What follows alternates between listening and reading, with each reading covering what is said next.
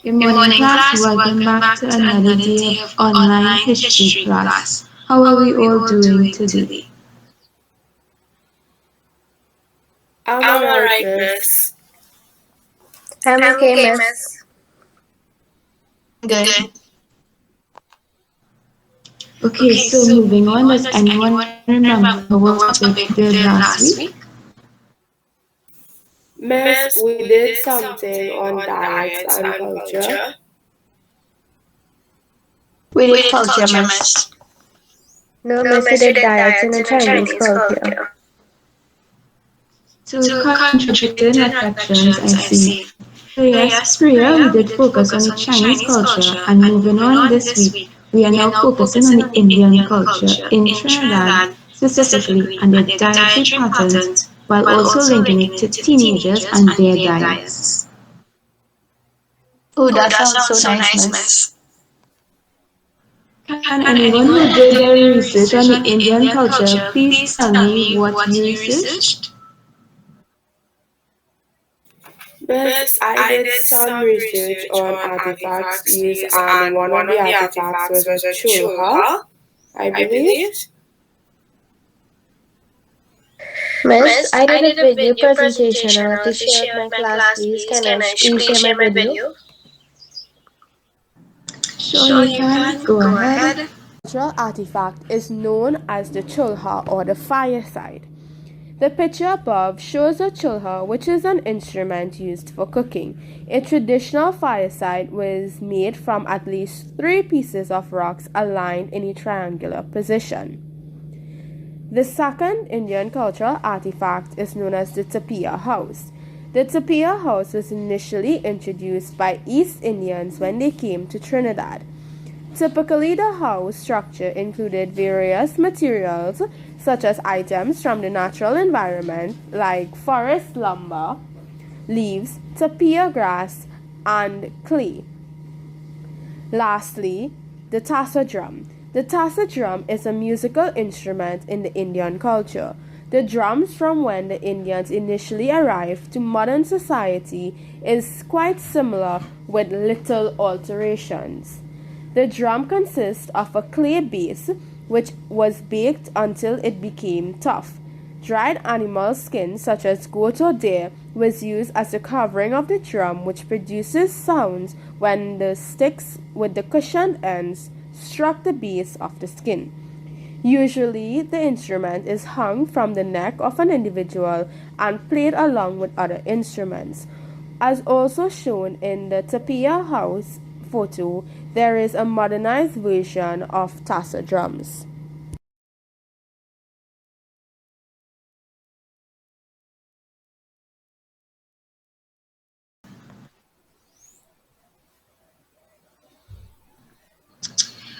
Thank you for sharing those artifacts. The Chulha in specific, since we are going to be focusing on their dietary patterns.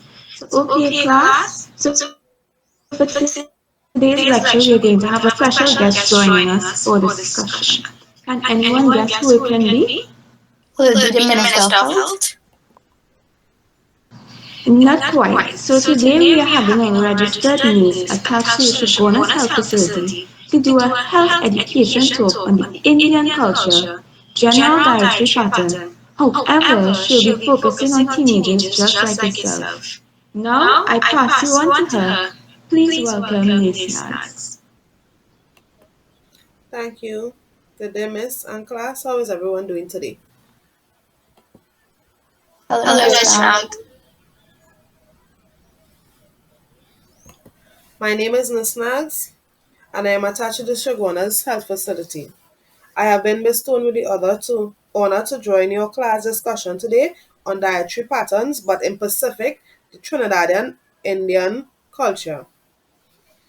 In the East Indian culture in Trinidad, their dietary pattern is unique and it varies a lot from the colors as well as the texture of it.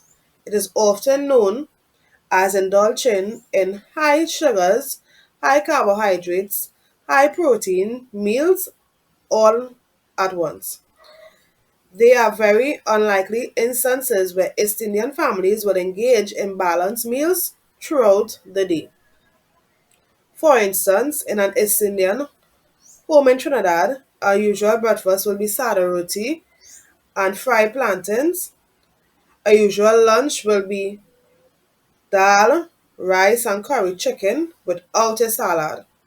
And a usual dinner will be sada roti with fried tomatoes, which typically contains high amount of carbohydrates. Additionally, most of their foods do include roti of some sort and they usually consume it for breakfast as well as dinner,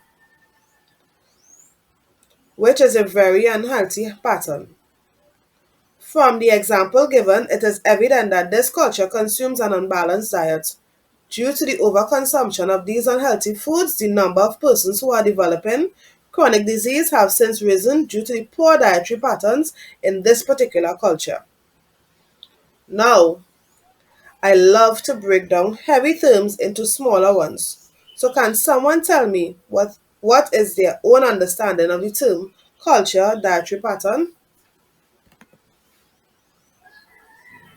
Miss, Miss, culture culture deals deals with with customs customs that a that a particular particular group group practices. practices. However, However, we are we are looking looking at at food food that that is is generally generally consumed consumed by by Indo-Trinidadians. Indo-Trinidadians. Miss, Miss, I I think think dietary dietary patterns patterns deal with deal the with the amount of amount of nutrients nutrients in the in the diet diet and and the the portion portion sizes sizes that you that you consume. consume. Okay, thank you for that. Does anyone know of some food examples that they consume mainly in the Indian culture? Yes, Yes, Miss Miss Curry Curry Chicken. Chicken. I have I have one one too, too, chard and chard and aloo. aloo. Miss, Miss, I I have a have a video video presentation presentation on on food. food. Can Can I I play play it it for my for my classmates? classmates? Of course, no video. Let's see the video. The first meal of the Indian culture shown is sada roti and baigan choka. Baigan choka or eggplant choka is roasted baigan or eggplant on either the stove top but traditionally roasted on the chulha and served with sada roti. This meal is versatile and can be eaten for breakfast, lunch, and dinner. The second meal of the Indian culture is khichdi or split peas rice. Khichdi is one of those old times favorites. It's a combination of rice, split peas, and coconut milk with green seasonings. Some people add okra, bhaji, and even saltfish to it. This meal is also versatile and can be made in different ways, but it is usually served for lunch.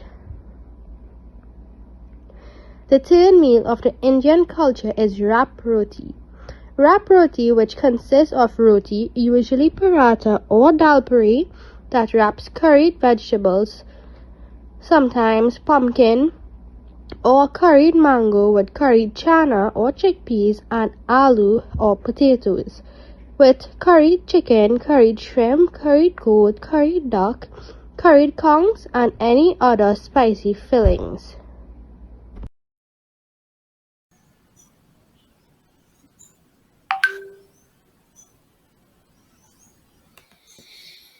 Okay, so moving on to teens like yourself now. In most teens, similarly to you all, it is noted that nutrition during the teenage years is extremely vital. It is a known fact that during the teenage years, the dietary recommendations compared to the actual dietary intake is the highest during this time. So teenagers should consume a healthy balanced diet since their health can significantly be impacted as their nutritional requirements for certain nutrients such as calories, carbohydrates, proteins, fats, iron, calcium, and vitamins has drastically decreased as a result of the changes which occur during their bodies at this point in time. For example, puberty. This means that the requirements for these nutrients are now more important than ever. However, since they must balance after school jobs, social obligations, and household duties, teenagers frequently acquire unhealthy eating habits. Teens' growing appetite should be encouraged, but a variety of foods and a balanced diet are still important. For instance, adolescents require more calories, which is used as energy in teenage years to maintain their heightened growth and development. Similarly, they also require adequate amounts of complex carbohydrates in their diets to assist in keeping with their heightened energy levels. Some nutrient rich sources of carbohydrates include whole grains and dietary products. Not to forget, they also require proteins and fats to maintain muscle development, repair, and for optimal brain function. Furthermore, teens tend to lack certain nutrition such as iron, which is crucial during this stage of both male and female teenagers, since iron is used in both teens for lean body mass and especially in females, iron is needed to, to facilitate menstruation. Male teenagers, iron reduces to pre-adolescent levels when that stage of adulthood begins. Some food sources in which teens can obtain iron from includes tofu, lentils, eggs, and broccoli. Meanwhile, calcium is another lacking vital nutrient needed in teens for building of bones, growth during adolescent stage of life. Teens can obtain calcium-rich foods on easy-to-go snacks such as yogurts, cheese, fortified breakfast cereals, along with soya beans and spinach.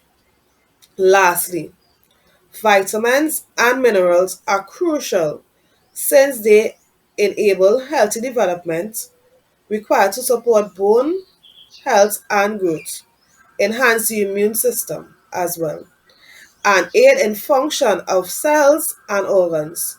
Some sources of vitamins includes oranges, mangoes, eggs, and mushrooms. Teens tend to have many deficiencies during their teenage years, so students, please ensure that you eat a balanced diet for each meal throughout the day, snack healthy, and take your extra supplements as needed.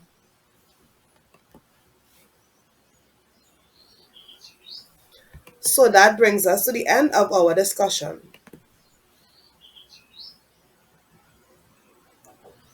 Okay, so thank you so much, Miss Nance. Well, class, can you all please say thank you to our guest speaker?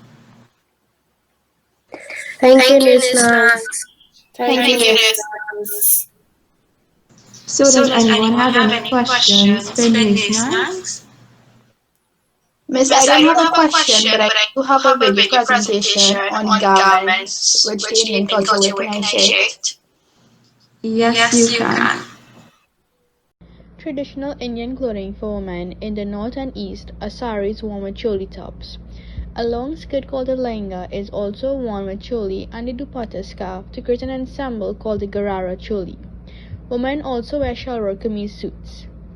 South Indian women traditionally wear saris and their children wear patu langas, whereas the men wear lungis, kurtas, shalwar kameez suits with a dhoti, kurta pajamas, and sherwanis.